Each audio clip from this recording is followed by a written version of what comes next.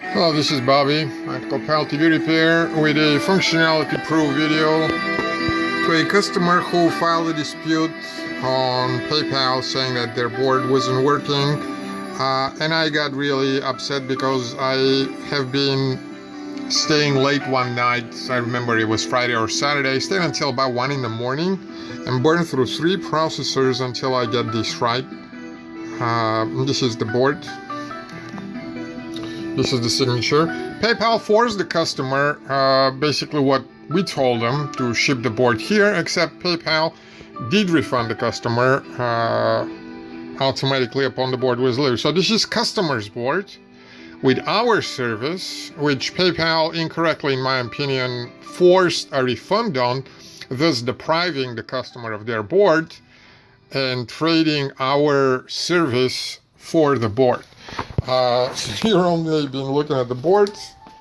This is what it produces on the front. Nothing was done to the board. This is similar to many other videos that we have. Nothing was done to the board since it arrived here. It's been sitting around for about a week because we've been busy with other things that were more demanding and more urgent.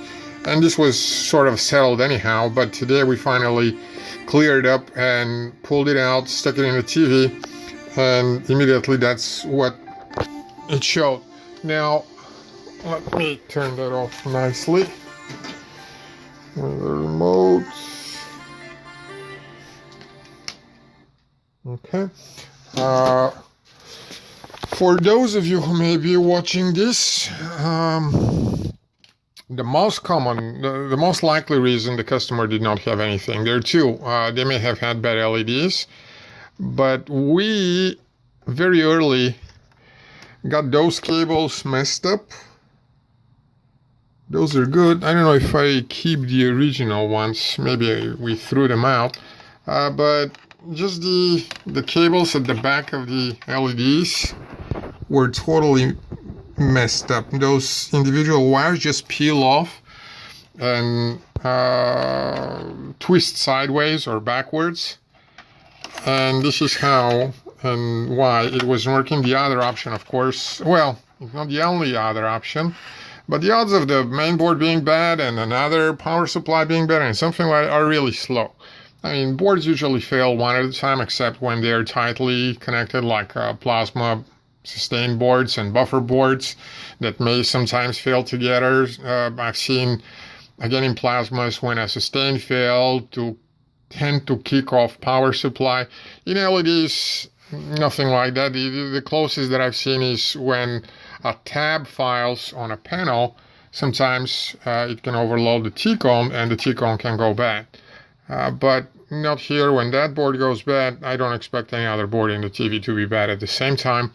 This board is functional. I'm going to send that video to the customer and decide what to do from here. They've been, I'm not shy saying it, royal pain in the ass. Ignored us, ignored our feedback, forced an issue with PayPal. PayPal forced them to send the board back. We'll just put the board for sale if they don't want to pay for it.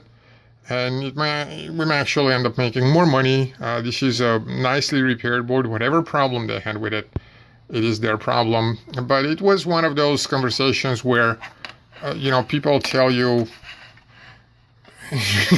they cannot be wrong. This is a recurring theme in our experiences. Customer is never wrong. I mean, they come from the standpoint that you messed up something. Oh, I remember actually, I think that was it. I remember I told the customer I did not test all the HDMIs because the problem was elsewhere. Now I remember. And even while the board was going to them, they said, we know it's not going to work. So what I'm going to do now is I'm going to stick it back in and test all the other HDMIs. Of course, that's not the problem because the paperwork that the board came with said dead, no image, nothing, blah, blah. I'm sure all the HDMIs will work for the simple reason that the problem with that board was with the main processor. This is the HDMI selector here. It wasn't replaced. And when all the HDMIs don't work and the whole board doesn't work, that's one problem with the processor or whatever power it is. And if that HDMI selector, which simply decides which of those HDMI ports it should channel. You can even see the individual tracks on the board.